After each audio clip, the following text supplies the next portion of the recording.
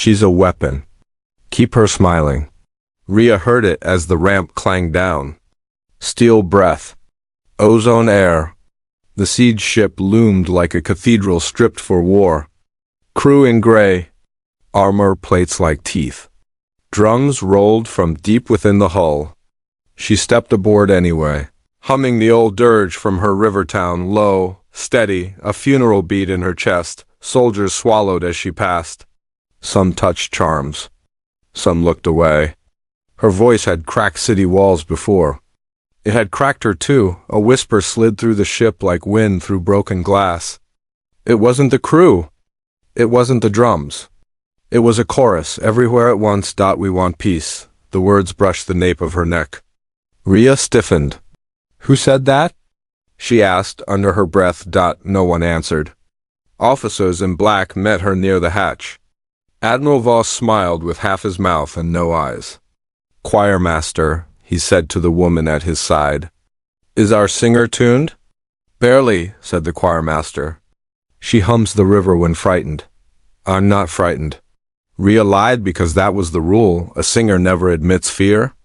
She followed them down a corridor lined with banners from cities she had undone. Vermilion, Glasshaven, Thorn, Pier. Each name was a scar. We want peace.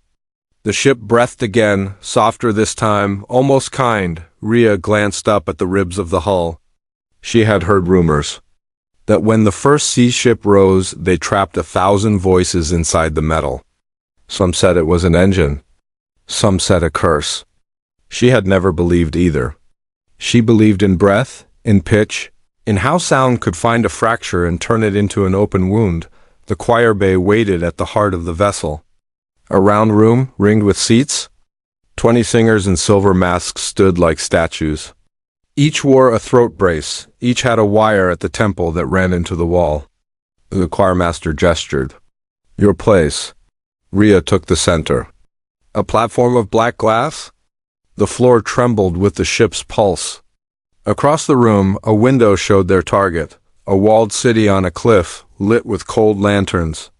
A pale dome shimmered over it like a soap bubble. Eidolon's shield, Voss said. They refuse our terms. They hide their king. Today they listen. Rhea swallowed. This was real. This was the work. Sing until the shield fractures. Sing until the walls remember they were sand.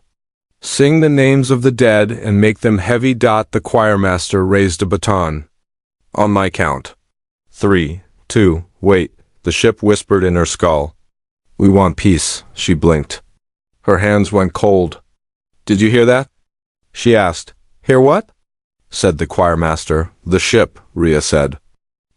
Sing, said Admiral Voss. She drew breath. The first note burned her throat. The masked singers joined in, thin and perfect. The hull hummed back, dragging the pitch into a single blade. The air rang. Far off, the dome over the city wavered and brightened. We want peace. The chorus insisted, louder now, not pleading, warning. Her vision swam. She saw a river, not her river, but something older. A white bridge. Children laughing. A bell tower. Then the image snapped, and she was back on black glass. Rhea cut her note. The line of sound shuddered. Masks turned. The choirmaster frowned. Hold, Voss said, low and sharp. Is our singer broken? Rhea lifted her chin. Why does the ship speak? She asked. Who is inside it? The choirmaster traded a look with Voss. Ignore it. I can't. It's atmospheric resonance, Voss said. Oil and echoes. Rhea almost laughed. He thought she was a fool. She put her palm on the railing. The metal was warm like skin. The whisper bloomed. We are the voices you gave away. She flinched. The room tilted. Names flared up under her feet like sparks. Aria, Juno, Kestrel, voices of past singers, braided into the ship's bones, humming like trapped bees. Her pulse hammered in her ears. A forbidden rule surfaced in her memory, the one drilled into every recruit. Never sing alone without the mask. Never step off the center. Never answer the chorus. Never answer the chorus, Rhea answered anyway. Inside her head, not with her mouth. What do you want me to do? The response came like rain on stone. Choose. The choirmaster tapped the baton against her palm. Again, she said. On my count. Rhea looked at the city on the cliff. Lanterns flickered. Tiny figures clustered on the walls. She looked at the masked choir beside her. They avoided her eyes. The wires at their temples pulsed. The siege ship's ribs were a great cage singing to itself. Rhea. The choirmaster warned. Tell me the truth, Rhea said, voice low.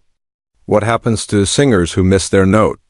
Don't miss, Voss said. The baton fell. Rhea sang, only this time she threaded something else into the tone.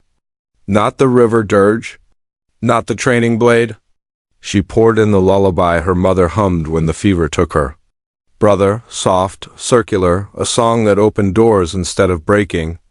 The chorus inside the ship caught it like a spark and dry. Grass. We want peace, they rose. And the word peace wasn't soft at all. It was weight. It was gravity.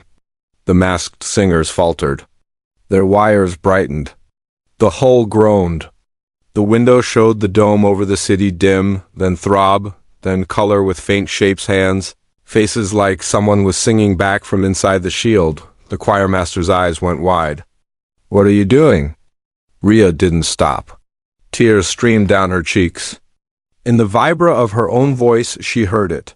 A second line, hidden under the lullaby like a river under ice. It wasn't hers. It matched her breath anyway. The words rose through her like a remembered name. Rhea, said the chorus, and a single voice stepped forward from within it. Rhea, little Reed, you are late. Her mother, the note slipped. She staggered. No, Rhea whispered. You burned on the fever pyre. I watched. We were taken, the chorus hummed. We were bound to the hull and taught to make war sound sweet. Heat climbed Rhea's chest. Grief, then fury, then something colder.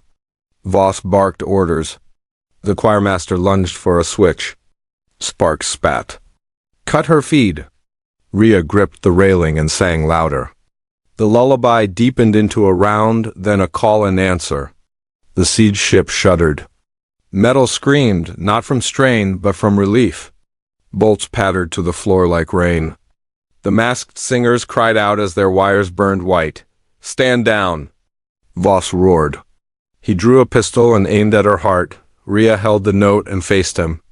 Shoot, she said, voice thick with sound. See what song does to a bullet. Midway through the tone, the twist hit her like a slap. The city's dome wasn't a shield against them. It was a shield for them. The faces in the shimmer weren't afraid. They were waiting. They shaped her melody with theirs.